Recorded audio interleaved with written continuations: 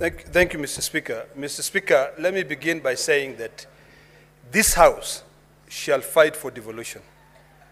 You know, it's a bit hypocritical that in this era, we are talking about devolution, devolving funds to our counties, talking about accountability. Senator Yet, Fernande, Mr. Speaker, may the Senator for Narok be heard in silence. It seems as though the national government, perpetuated by the National Assembly, is eager to make sure that they deny county governments money. Mr. Speaker, the distinguished senator from Mandera and his committee have continuously reminded this House that when it comes to the issues of resources, all of us must stand firm and reject in totality the work which is done by the National Assembly. Mr. Speaker, our county governments have got roads, you know, feeder roads. We talk about a county like Narok, which is one of the counties that feeds this nation.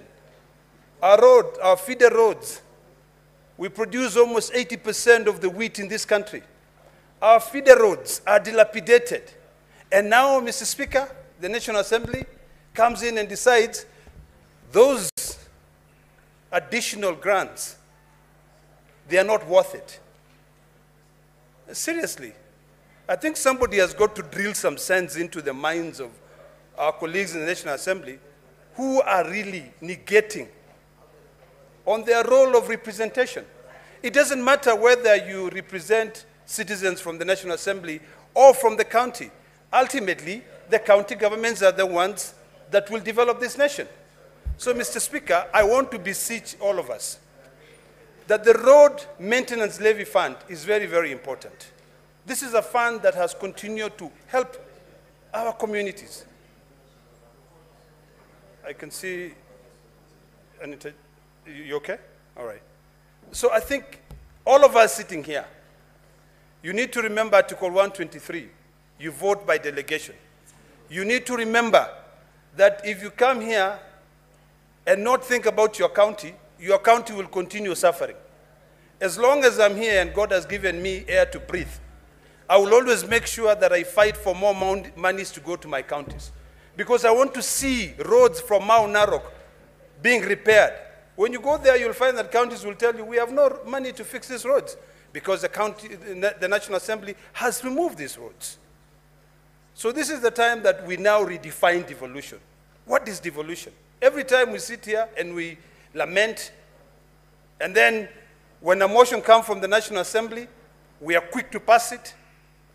This is an opportunity for us to be able to put our foot down, even for those who will go into mediation, because I want to persuade all of us here that we reject those amendments in totality.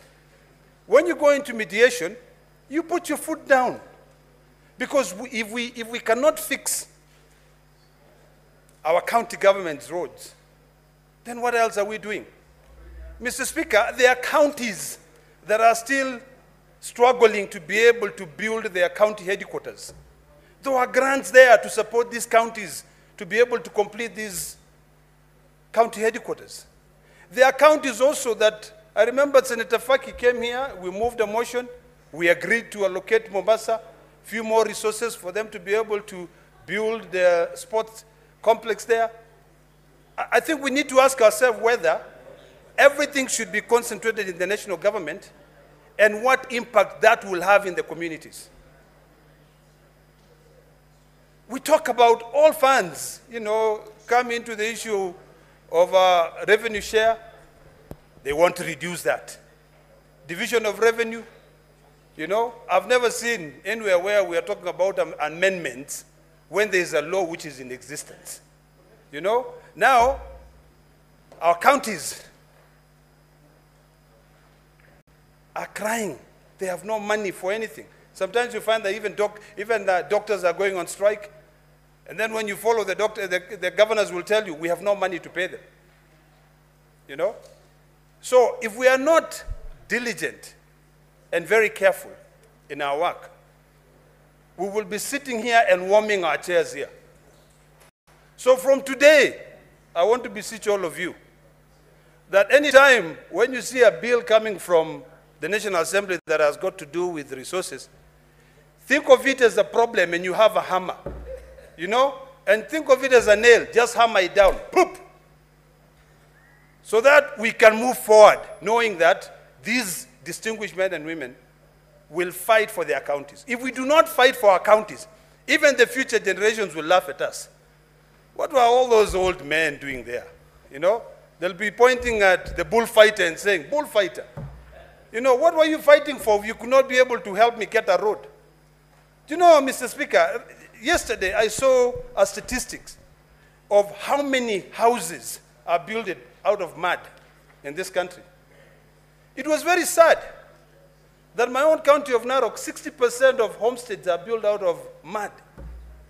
You know, when are we going to be able to leapfrog and do away with Stone Age issues?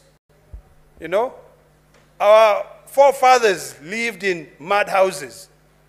Even us now in the 21st century, we are still wearing good designer suits and everything, and our people are still living in mud houses. Come on. You know, there's a ripple effect. If the road is bad, there's no development in that area. You know, if there are no money to build county headquarters, people will just be living there not thinking about how to develop. So in a few words, Mr. Speaker, it is imperative that all of us here, and especially head of delegations, when you're sitting down, you should have a clear picture of your county. In fact, when you sit there, in all your urban areas, you should have a spatial plan. What does my county look like? How many buildings are there? How many roads are there? You know, if you go to your sub-counties, how many feeder roads are there?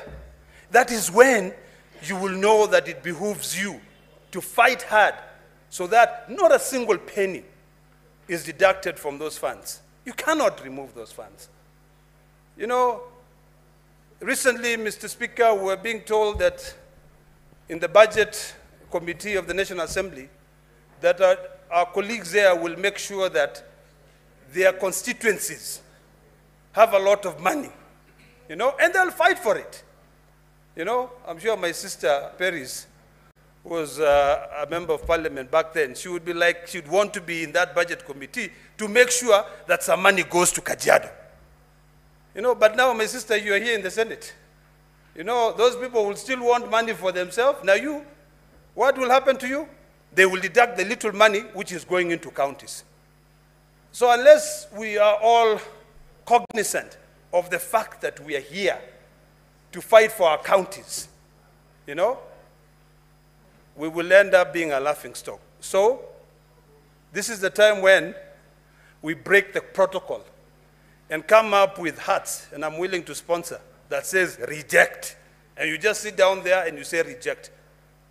Finally, Mr. Speaker, I want to remind all those who, I'm sure I believe, will eventually go to the mediation committee, that you have a duty.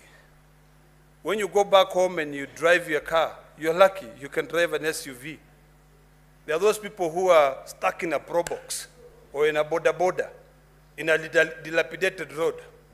Your SUV will be able to go through, but think of yourself as that person who has been bundled up in a pro box, or there are like 3 or 4 people in a motorbike who are going through bumps and bumps and bumps. Think about their generations, whether there'll be any.